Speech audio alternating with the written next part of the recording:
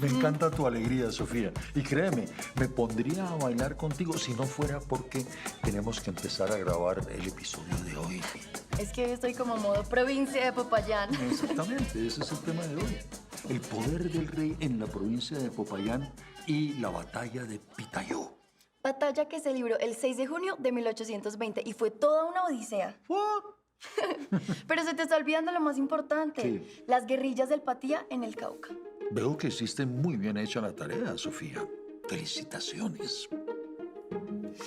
Bienvenidos, amigos y amigas, a este nuevo episodio de Bicentenario. Anécdotas de voz a voz.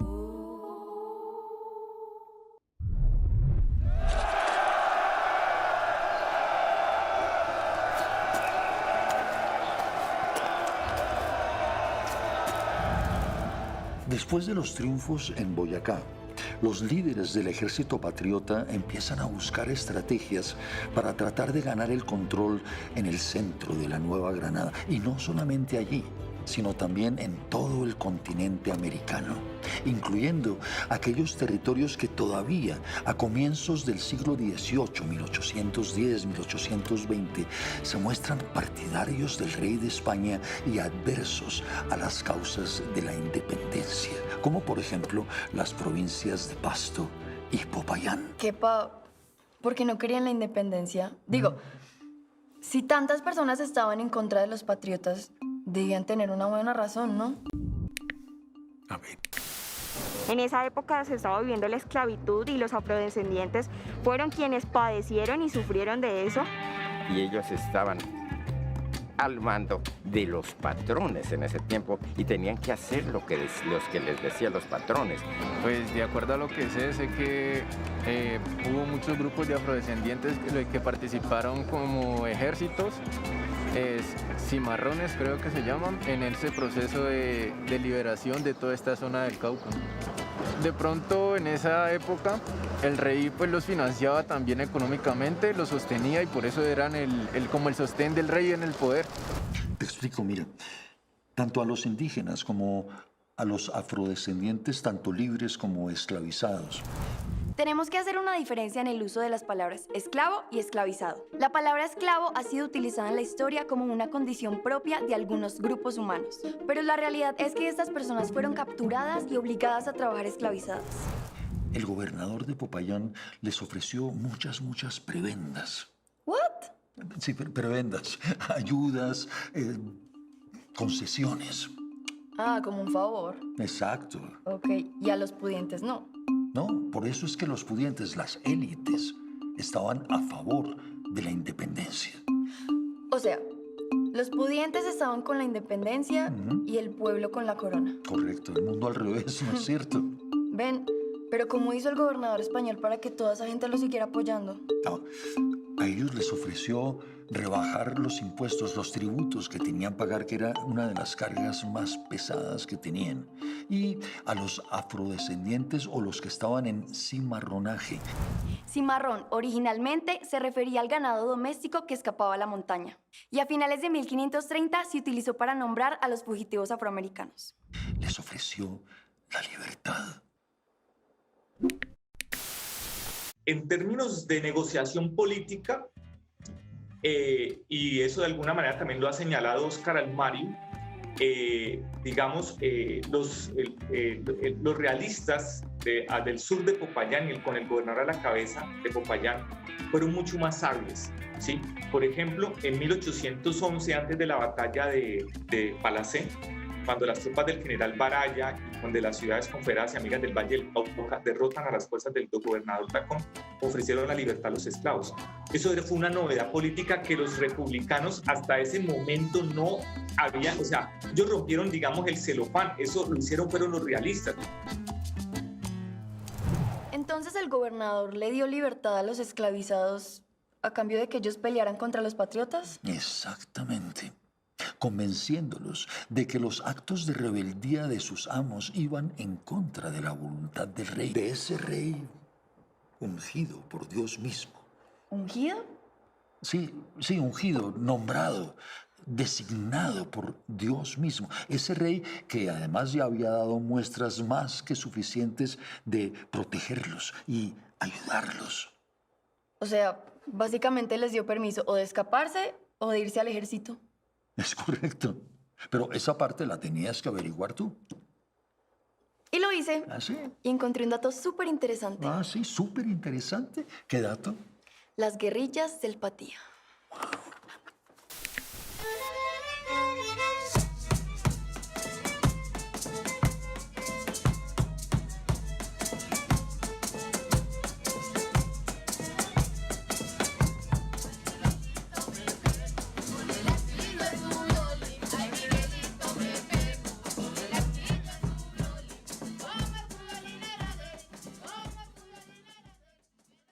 Mi nombre es Ana Amelia Caicedo, soy oriunda de Patía, descendiente de africanos que fueron esclavizados de Portugal, España, Inglaterra. Muchos se fugaron por el maltrato, por el trabajo y también por el deseo de libertad.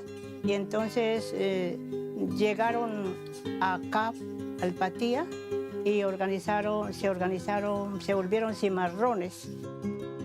Durante la colonia, pues, los patianos estaban unidos al general Obando, que apoyaba al rey, ya por varias razones. El rey le ofrecía, por ejemplo, la libertad, le ofrecía prebendas como ganado, les pagaba dinero, les entregaba territorios, bueno, y una cantidad de cosas que hacía que los afros se unieran a la causa del rey. Por este territorio no andaban Simón Bolívar, por ejemplo, sino que él daba la vuelta por allá por Bolívar, por el municipio de Bolívar, que antes se llamaba El Trapiche, porque los negros de aquí eran pues bastante indomables, bastante fuertes y ponían en jaque a Bolívar y al ejército, y esas guerrillas estaban comandadas por gente de aquí mismo, entre ellos Juan Tumba, que organizó una guerrilla con sus parientes, con toda su familia, organizó una guerrilla y puso en jaque y puso con mucho valor, con mucha valentía, entonces desafió a las autoridades mayores. Después de la proclama de Bolívar, a los pastuzos y patianos, porque de aquí hasta Pasto estaban en favor del rey, ofreciéndoles cargos y todo. Entonces, pues se unieron los negros y el general Obando se unió a la causa de la independencia, y entonces allí ya cambia, pues porque ya ellos ya no están en favor del rey, sino que se unen a la causa libertaria. Allá van las cortamates con costalilla y machete, también llevan garabato y un trapo pa' hacer rodete, también llevan garabato y un trapo pa' hacer rodete, cuando amanece lloviendo. Los negros durante la colonia y durante el tiempo también republicano conocieron las maravillas y la sonoridad de la música con el violín. Aquí en esta región, desde el sur a norte, hubo un trasceso cultural donde los negros aprendieron a tocar el violín en forma empírica, ¿ya? Según los estudios, ellos aprendieron de sus amos. Los amos, como eran gente pues muy elitista, no les permitían a los negros que ellos aprendieran a tocar, que fueran a los festines, Entonces ellos por las rendijas de las puertas y las ventanas se dieron la tarea de ellos construir sus propios violines. Construyeron violines en guadua en ese tiempo, con cartón, con maderas livianas como el anón, como el balso y otra clase, dice la historia.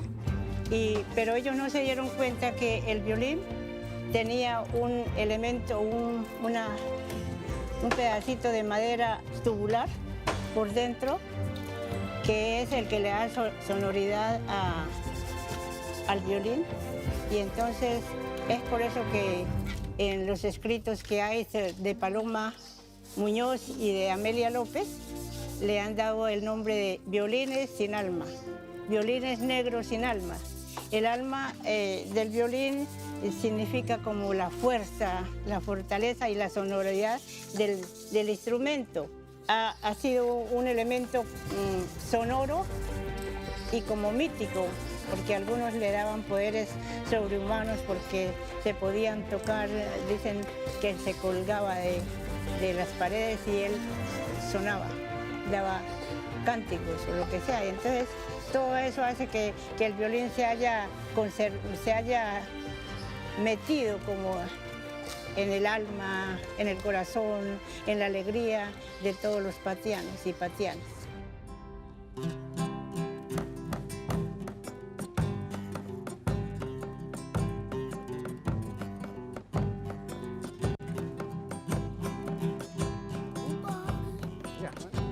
Un pajarito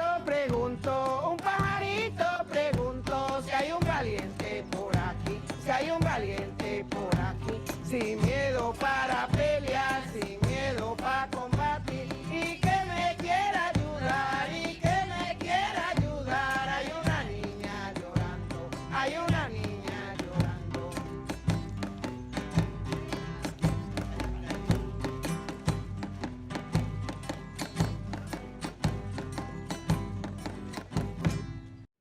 Las mujeres cantadoras, porque cantamos y oramos. Las canciones de nosotros son oraciones. Cantamos para enterrar a los angelitos, eso se llaman arrullos. Nosotros cantamos también ahorita para enterrar a nuestros adultos, eso se llaman alabados. Alabados, los antiguos lo hacían, y lo que nosotros estamos es tratando de rescatar todo eso para mostrarle a nuestros estudiantes, a nuestros jóvenes, que teníamos un valor importante espiritual en la cultura tenemos en la cultura de nuestro pueblo. Bueno, la música es un elemento importantísimo porque nos congrega, nos une, nos identifica y sobre todo muestra que a pesar de las vicisitudes y problemas que ha tenido el negro aquí en esta región, ha sido alegre, ¿ya? Ha sido divertido y hacían la forma de mantenerse como unidos, de comunicarse, que la comunicación también se hace por medio de la música, porque lo hacían con tambores, sonidos de tambor, y por eso el negro se apropió de elementos de los nativos, los traídos de África y los que fueron traídos de Europa, ¿ya? Es el caso del violín y de otros instrumentos.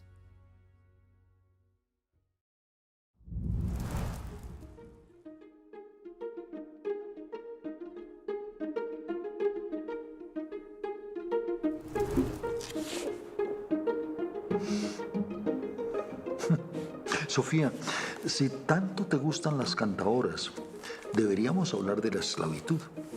¿Por qué la esclavitud? Sí, porque esos cantos, esos ritmos, esos bailes que estás tratando de imitar, son los cantos y los bailes de las comunidades de hombres y mujeres capturados en África y traídos al continente esclavizados. Después fueron distribuidos por todo el territorio, en especial por esa zona del Patía, en el Cauca. Kepa, ¿cómo fue que llegaron los esclavizados a Colombia? Buena pregunta.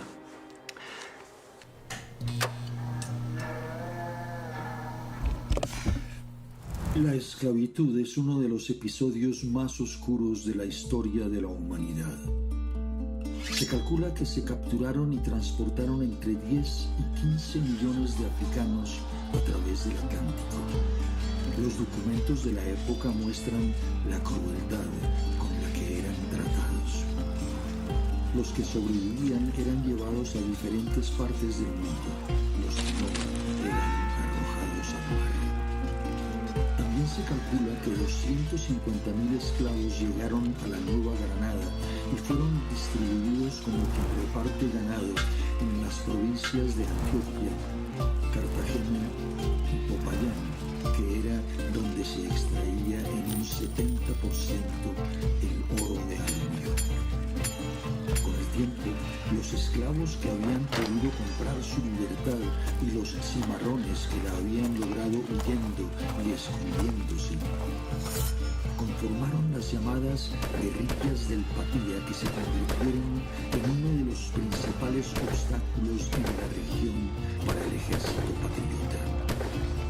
Como ya ha quedado dicho, Tacón, el gobernador de la provincia de Popayán, cautivó a dichas guerrillas para la causa realista, ofreciéndoles rebajas en los impuestos y, sobre todo, la libertad incondicional. No tardaron mucho en aprovechar la oportunidad que se les presentaba.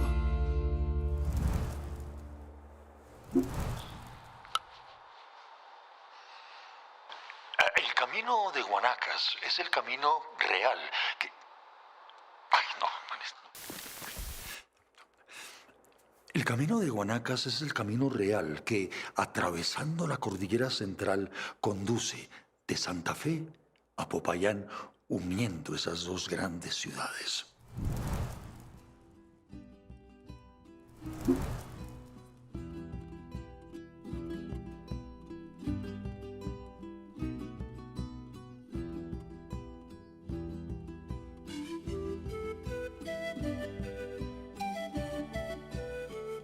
Páramo de Guanacas es bien importante, porque este páramo es vida.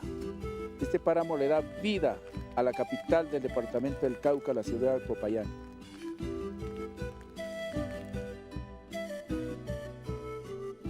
De este páramo nace el río Palacé, que es donde se toma el agua para esta ciudad.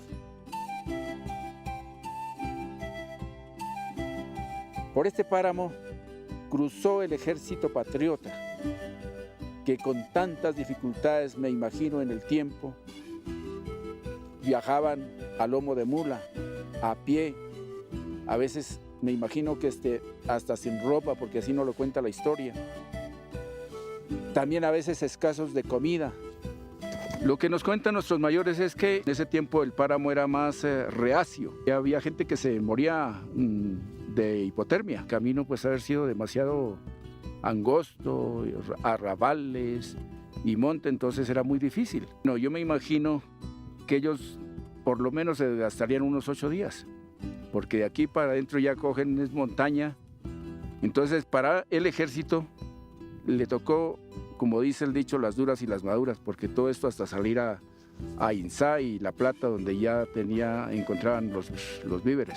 Entonces fue muy difícil lo que le tocó al ejército patriota para pues darnos la libertad. En otras cuestiones pues también hay mucha fauna, flora y mucha reserva. Por ejemplo, aquí miramos el frailejón.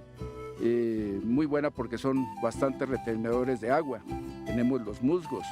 Según un estudio que hizo un biólogo de aquí de la región, hay más de 100 especies. Entonces nos hemos dado a la tarea en cuidarlo, ya que no haya más deforestación, que se acabe la caza, la pesca indiscriminada.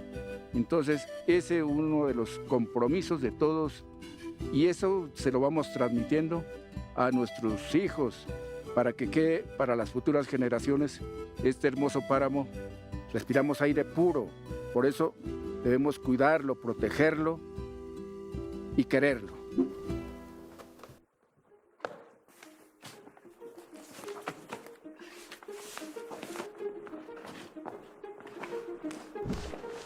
Sofía, ¿que estás preparando una tesis doctoral o qué? Ja, ja, ja. Búrlate todo lo que quieras, pero no, fíjate que estoy investigando sobre la batalla del Pitayó. Ah, un tema muy interesante. Sí. Y bueno, ¿y qué has investigado hasta ahora? Pues no mucho, ha sido muy difícil encontrar información sobre esa batalla, pero lo que llevo está interesante. Bueno, entonces, ¿qué estamos esperando? Vamos a grabarlo. Bueno. De una. Vamos. ¿Con todo eso? Vamos. Sí. ¿Te ayudo con algo? ¿No?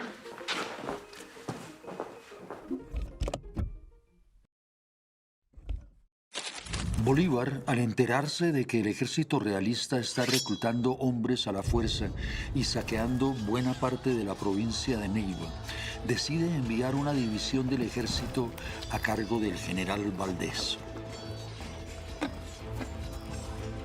El 28 de abril, en La Plata, Huila, las tropas patriotas sostienen uno de sus primeros enfrentamientos del que salen victoriosos. Pero los realistas no se quedan de brazos cruzados. El 10 de mayo, al enterarse del movimiento de 2.000 soldados patriotas hacia Popayán, mueven sus divisiones y acampan en Guambia, hoy Silvia, en el Cauca. Desde ahí, envían espías que les informan que las tropas patriotas han abandonado La Plata y están atravesando el páramo de Huanacas. Atravesando es un decir. Lo cierto es que están sufriendo de 1001 penurias en aquellos caminos por demás angostos y precipicios inimaginables en condiciones climáticas extremas. Perderán tantos hombres como cuando atravesaron el gran páramo de Pisba con el Libertador. La angustia llega a su punto máximo cuando, en la cumbre del páramo de Huanacas, el hambre de los haraposos soldados los obliga a desenterrar desesperadamente las pocas raíces que dan los campos de Pitayó para evitar así morir de hambre y de frío. Con la ayuda de indígenas simpatizantes a la causa patriota que les sirven de guías y cargueros por desfiladeros por donde no pasan ni siquiera las mulas, por fin, en Pitayó, los patriotas se enfrentan a las tropas realistas por más de 3 horas. El calor y la felicidad vuelven a sus cuerpos cuando ven que las tropas realistas huyen despavoridas de la confrontación. Es de esa manera como se suma una victoria más a la causa patriota. Bueno, ya. No, espérame, es que me falta una cosita. Hoy hemos visto cómo la esclavitud llegó a nuestro continente, cómo esos esclavizados africanos y sus descendientes poblaron paulatinamente toda la Nueva Granada. También hemos visto por qué las guerrillas del Patía se mantuvieron fieles al rey durante tanto tiempo. No por el amor que le profesaran, sino por las prebendas que les ofrecieron. Espero que de esa manera hayamos entendido un poco mejor por qué esas comunidades se mantuvieron durante tanto tiempo opuestas a las causas de la independencia. Amigos veteranos, historiadores, les reitero que la historia hay que analizarla a fondo y ojalá desde muchos puntos de vista para así tratar de entenderla algo mejor. Hasta una próxima oportunidad, veteranos historiadores.